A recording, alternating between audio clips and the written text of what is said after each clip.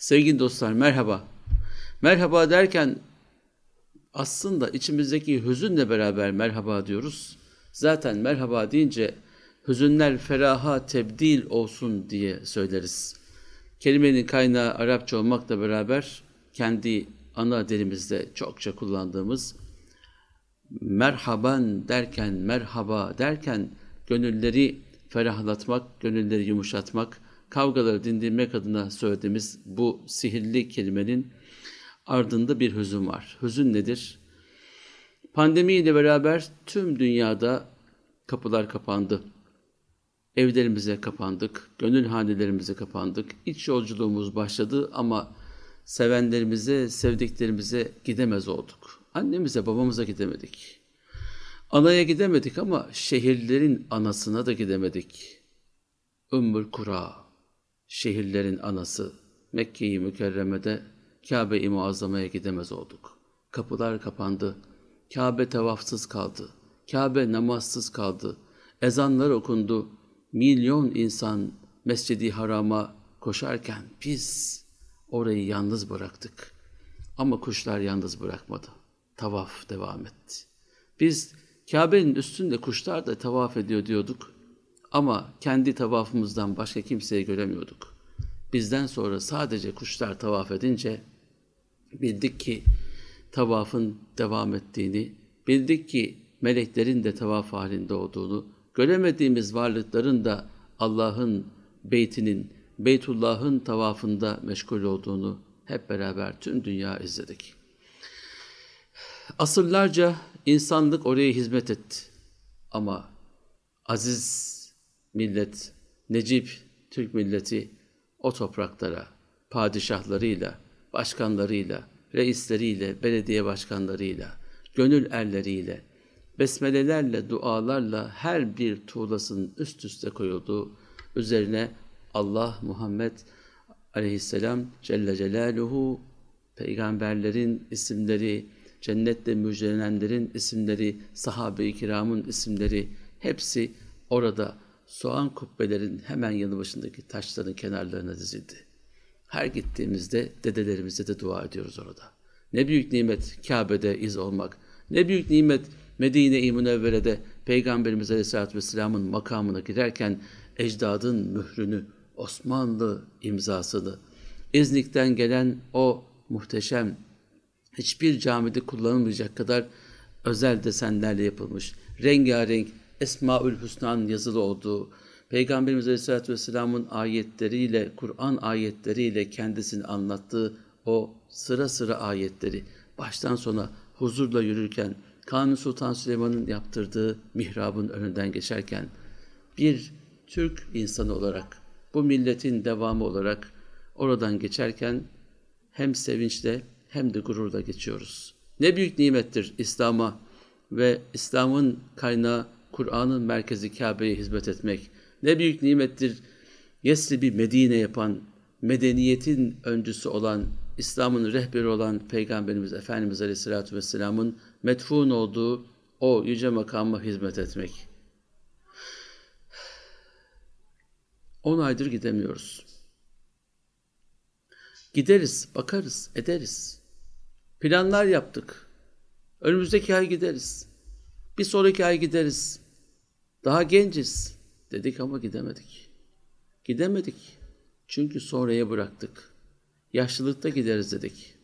Planlar başkaydı ama şimdi kapılar kapandı. Şimdi vefat edenler, haccını yapmayanlar ne yapacaklar? Hac borcuyla gidecekler. Halbuki hac zenginken, sağlıktayken farzdı. Sağlığınız yoksa, o yola gidecek emniyetiniz ve sıhhatiniz yoksa, onu karşılayacak maddi imkanınız yoksa size farz değildi. Farzdı, gidemediniz. Şimdi koronadan dolayı öldünüz. Ne yapacaksınız? Ne diyeceksiniz Allah'a? Allah'ım oğlumu evlendiremedim. Allah'ım şu işi kurup öyle gidecektim. Bunları mı diyeceğiz? Halbuki bütün nimetleri veren oydu. Bir defa gel demişti. Çok defa değil. Bir defayı yapamadık. Aziz dostlar, ne zaman açılacağını da bilemiyoruz. Yerlisine bile sınırlı sayıda açık olan metafı izliyoruz. televizyonlardan Kabe'ye olan aşkımızı gidermeye çalışıyoruz. Benim için Kabe çok başka. Çünkü babam İstanbul Sultanahmet Firuza Camii imamıydı ve o caminin ebadı da Kabe'nin birebir orijinal ebadıymış. O caminin mihrabında, o caminin müezzin mahferinde Kur'an-ı Kerim'i ezberledim. O caminin içerisinde dünya Kur'an okuma yarışmalarına hazırlandım. Ve her Kabe'yi gördüğümde Kabe'nin şubesinin içinde ve civarında gözyaşıyla baktım. Vallahi her Kabe'yi gördüğümde ağlıyordum. Ama niye ağlıyordum? Bunu bilmiyordum. O her dökülen gözyaşı ve gözyaşlarıyla ezberlenilmeye çalışılan o Kur'an ayetleri bir gün bana hediye olarak gelecekmiş. Nereden bilebilirdim ki? Çok dua ettim, çok çalıştım. Allah'ım Kabe'ni görmeye, Kabe'ni tavaf etmeye, dünya Kur'an okuma yarışmaları bahanesiyle gidip Kabe'nin altın kapısından içeri girmeyi bana nasip et ne olur ya Rabbi diye çok dua ettim. Halbuki babam çocukken 1986'da oğlum dua et, önce Allah sana sonra kardeşlerine ümre yapmayı, hac yapmayı nasip etsin. Ben bir iki dua daha ekledim ona. Allah'ım bu sene okulum pek iyi de geçeyim. Ben ve kardeşlerimin tamamı peş peşe ümreye gidelim diye dua ettim. Ertesi sene babam hac için dua istemişti. Seneye bir daha olmayacak bir şekilde sistem dışı bir daha hacca gitmek nasip oldu. O sene okulu pek iyi de geçtim ve bizim ailede ilk defa Kabe yolcusu ben oldum. 1995 Dünya Kur'an okuma yarışmaları Mekke-i Mükerreme'de yapılıyor. Türkiye'yi Kur'an'ın tamamını ezbere okumadan da ben temsil edeceğim. Biliyor musunuz?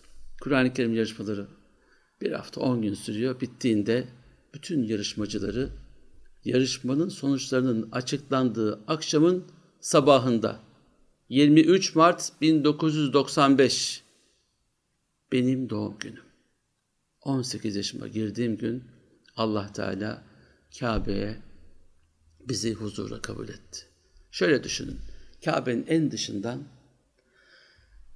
binlerce asker ikili kordon yapmışlar ve sadece ortalarından hafızlar yürüyor. Kırmızı halı yapmışlar. Kabe'nin en dışında, tünelin altından üst kata çıkıyoruz yürüyen merdivenlerle. Kabe'nin dışından, Kabe'nin içine doğru Babüsselam kapısından içeri girdik. İlk defa Kabe'yi görüyorum. 240 hafız, binlerce askerin kordonunun içinden yürüyoruz. Kabe'nin etrafını sarmışlar. Polisler, askerler ve tavaf durmuş, namaz durmuş, hiç kimse namaz kılmıyor. Hiç kimse tavaf etmiyor. Bakıyorlar yukarıdan. En büyüğü 25 yaşında olan bu çocuklar, başlarındaki hocaları kimler bunlar diye. Rengarenk kıyafetler, rengarenk tenler. Kabe'nin etrafını tavaf ettik. Şöyle bir tur. Hacer-ül Esved bomboş. Hiç kimse yok. Hafızlar istediği kadar dokundu, istediği kadar öptü. Bizim Türk hacıları oradan bağırıyor. Çocuklar, siz ne yaptınız? Maşallah diyorlar, gözyaşları akıyor hepsinin. Allah'ım bu çocuklar kim? Bunlar ne yaptılar da bunlara kapı açıldı diye. Sabahın 7'sinde. Ve biz Kabe'nin altın kapısından içeri 15'er, 20'şerli gruplar halinde içeri alınıyoruz. Kabe'nin merdivenlerine çıktığım anı hatırlıyorum. Merdivenlerden yukarı çıktığınızda adeta dünyadayken cennetin provası yaptırılıyordu. Kimsenin ya da çok az insanın içeri girebildiği, nasibi olan nasibini tattığı o makamdan içeri giriyoruz. Düşünsenize, Kabe'nin altın kapısı, altın oran, dünyanın tam merkezi, dünyanın dönüp kıble olarak tutturabildiği, sağa mı döneyim, sola mı döneyim, acaba nasıl yapayım diye niyet ederek endişe ettiği, kıbleye tam yönelmeyi düşündüğü makamın tam içindesiniz. Biz içeri girdik, hem sol taraftan, hem karşı tarafa, hem bu tarafa, hem de girdiğimiz tarafa doğru tüm evrene, tüm aleme doğru 2'şer rekat namaz kıldık. Gözyaşlarıyla ağlıyor hafızlar. Allah'ım günahlarımı affet, hatamı bağışla. Bu büyük lütuf için sana ne kadar hamd etmem lazım ya Rabbi diyerek herkes kendi diliyle dua ediyor. İçeri girenler de 1995'in en iyi dünya hafızları. Ülkelerinin en iyi hafızları dünyadaki en iyi okuyanlarla yarışmaya gelmişler. Kral izin veriyor. Kabe'nin anahtarını elinde bulunduran aile kapıyı gelip açıyor ve dünyanın en iyi hafızları içeri giriyor. 2'şer rekat namaz kıldık. Ve 20-25 dakika içeride kaldıktan sonra dışarı çıktık. O Türk hacıları, anneler benim yanımdaki küçük hafız arkadaşımı bir tuttular. Birisi elinden, birisi bacağından. Çocuğun üzerine elini sürüyorlar. Oğlum sen ne yaptın? Oğlum sen ne yaptın da buradan içeri girdin diye. O gözyaşlarını, o iştiyakı hiç unutamam. O anneler, o ablalar, ondan sonra biz de uzaktan baktık. Allah'ım bir daha gelebilir miyiz? Bir daha girebilir miyiz diye hep dua ediyoruz. Ne bilelim bir gün bu kapılar tamamen tüm dünyaya kapanacaktı. Kabe'nin altın kapısına içeri girdiğimizde bizden dua isteyen herkese dua ettik. Hocamız tembihlemişti. Allah rahmet eylesin Abdullah Vanlıoğlu. Tembihlemişti. Dua edin bu millete. Bu millet oraya kalpten bağlıdır. Malıyla canıyla bağlıdır. Hafızlarım, 2 hafızı birden gittik yarışmaya. Dua edin dedi. Ülkeye, millete, devlete ve tüm insanlığa dua edin. Gözyaşlarıyla biz de dua ettik. Allah kabul etsin. Allah tekrar tekrar ziyaret etmeyi nasip etsin. Beraberce gidelim Ümre'ye, ömrümüz uzun olsun. Beraberce gidelim Kabe'ye, marifetimiz yüksek olsun. Beraberce gidelim huzura kabul edelim, huzurumuz çok olsun inşallah. Kabe denince gerçekten yüreğim burkuluyor. Geçen sene sözleştiğim, gidemediğim arkadaşlarım oldu. Ve bugün sözleşip de gitmek isteyip de ebedi aleme güzel edenlerden oldu. Onun için Mekke'ye, Medine'ye giden bütün yollar açılsın. Gönüller açılsın, kapılar açılsın ve tekrar gidelim oralara. Allah nasip etti. 2016'da biz hac yaptık. Hacda da Kabe'yi Kur'an'la tavaf ettik. Allah bir Abdurrahman'ı yanıma, bir Abdurrahman'ı da diğer yanıma verdi. İkisi de hukuk profesörü. Sen hafızsın, oku da Kur'an'la tavaf edelim dediler. 400 sayfa okuttular tavaf ederken. Geri kalanını da Medine'de tamamladık. Duasını Medine'de yaptık. Medine'ye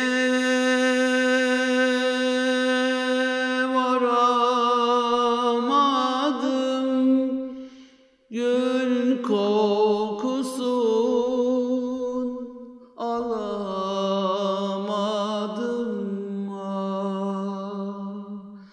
Ben Resul'e doyamadım, yaralıyım, yaralıyım, yaralıyım.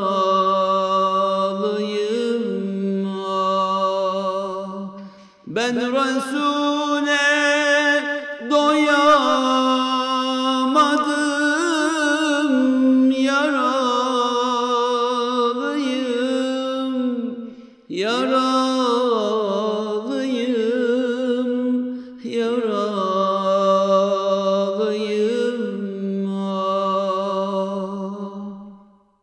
Kabe'nin örtüsü kare açtı yüreğime yâre. Bulunmaz derdime çare, yaralıyım, yaralıyım, yaralıyım.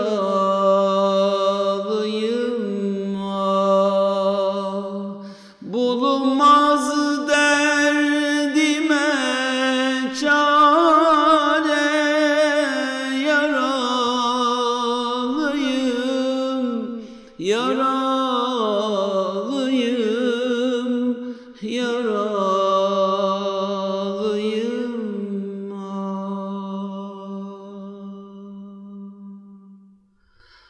Allah'ım Kabe'ne, Ravza-i Mutahhara'ya, tavafa ulaşmayı bizlere nasip eyle. Allah'ım Medine-i Münevvere'ye, kutlu elçiye, Ravza-i Mutahhara'ya ulaşıp orada peygamberin ümmeti olarak, senin biricik kulların olarak ziyaretimizi yapabilmeyi, Medine-i Münevvere'de, Mescid-i Nebi'de Huzeyfe'nin arkasında namaz kılabilmeyi, müezzinlerin sadasıyla mescide koşabilmeyi, bütün kapılarından Allah'ım Ravza'nın içine girebilmeyi, orada cennet bahçesinde namaz kılabilmeyi hepimize nasip eyle.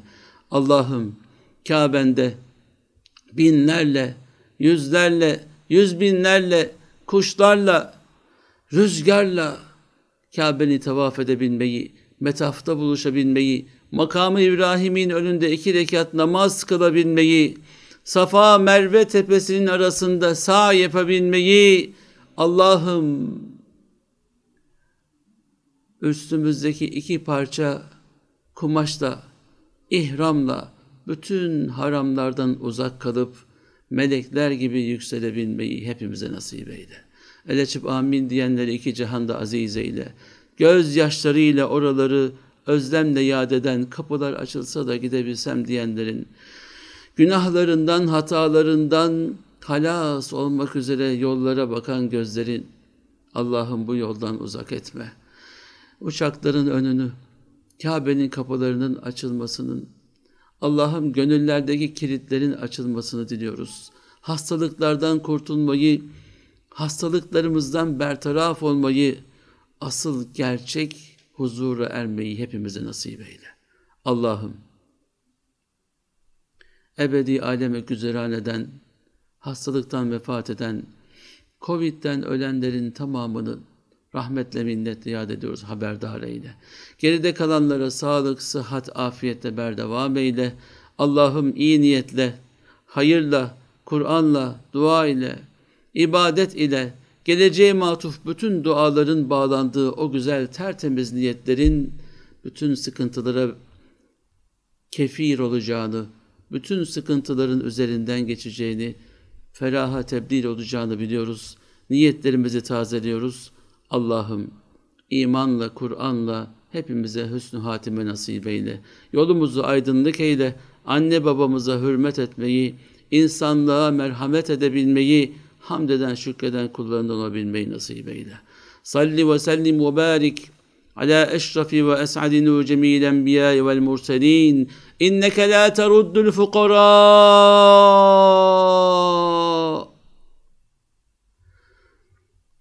وقفنا ببابك استجب دعاءنا ودعاء المسلمين في هذه الساعة وسلام على المرسلين والحمد لله رب العالمين. Fatiha suresini gelin hep beraber okuyalım. El Fatiha. Allahümme salli ala seyyidina Muhammed ve ala ali Muhammed.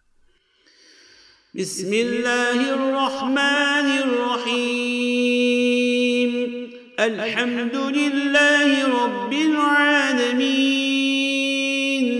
Errahmanirrahim. Maliki yevmiddin. İyyâke na'budu ve iyyâke nesta'in. İhdinas-sıratal müstakîm. Sıratallezîne en'amte aleyhim. Gayril mağdûbi aleyhim veleddâllîn.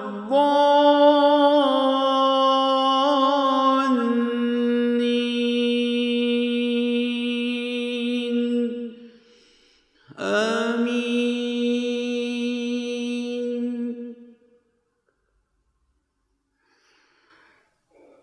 Allah kabul eylesin. Gönüller huzur buldu. Medine deyince peygamberin ruhu, Mekke deyince Kur'an'ın ruhu tecessüm eder, tecelli eder. Rabbim inşallah dualarımızı kabul etsin. Gözyaşlarımızı, kusurlarımıza bahane kılsın Rabbim inşallah. Mekke'de, Medine'de, o güzel topraklarda, dualarda buluşmak üzere herkesin ve her şeyin sahibi Yüce Rahman'a emanet olun. Allah'a ısmarladık.